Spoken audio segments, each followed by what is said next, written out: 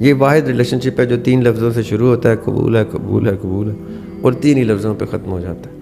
یہ ایک کاغذ کے اوپر اس کا کوئی پروف ہوتا ہے، اسی کاغذ پہ اس کی اینڈنگ آ جاتی ہے. ایک ناخوش آدمی یا ایک ناخوش عورت ہر وقت کسی اور کی خوشی، کسی اور مناسب شخص کو دیکھ کے ڈائیورٹ ہو سکتی ہے یا ہو سکتا ہے کہ شاید یہ شخص مجھے زیادہ اچھی. مثال کے میں آپ کو ایک چھوٹی سی مثال دیتا ہوں.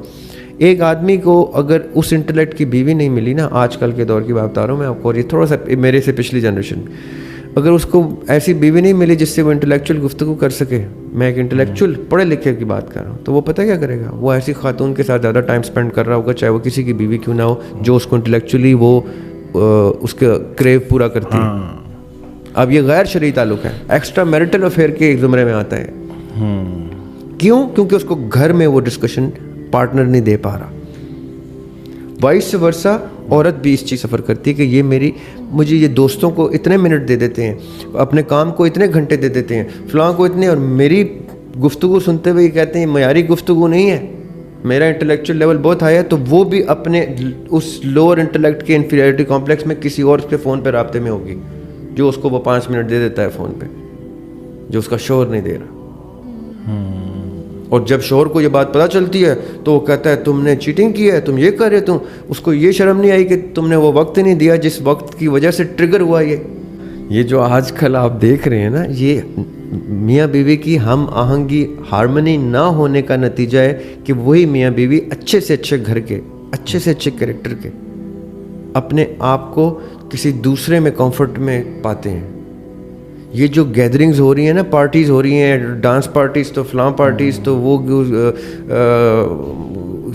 کسی پڑھی لکھی گیدرنگ کے نام سے بھی یہ اکٹھے ہو جاتے ہیں. دوسرے میاں بیوی آپس میں گپے مار رہے ہوتے ہیں. وہ گپے ہی گھر میں آ کے نہیں مارتے. کیوں؟ کیونکہ ان کو گھر میں وہ ماحول ملتا ہی نہیں ہے، کنڈیوسیو انوائرمنٹ، پروموٹیو انوائرمنٹ، جہاں میاں بیوی بیٹھ کے گھنٹوں گفتگو کر سکیں. وہ کہتے ہیں یار میری سہیلیاں زیادہ اچھا گفتگو کر لیتی ہیں، یا وہ اس کا میاں جو ہے وہ جب بیٹھا ہوتا ہے وہ مجھے ٹائم دے دیتا ہے، یا اس کی بیوی مجھے ٹائم دے دیتی ہے، یا اس کی بہن یا دوست یا فلاں دے دیتی ہے.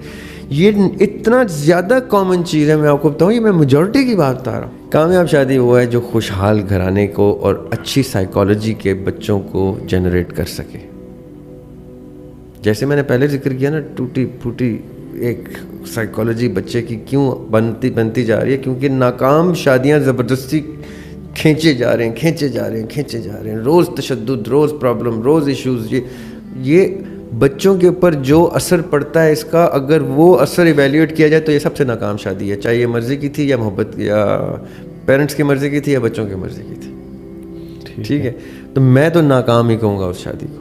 صحیح، چاہے وہ گورے کی تھی یا دیسی کی تھی، چاہے وہ کرسچن میرج تھی یا جوئش میرج تھی یا ہندو میرج تھی یا اسلامک میرج تھی.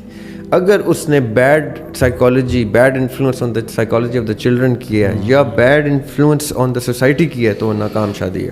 صحیح، اس کو ختم کرنا کامیابی ہے.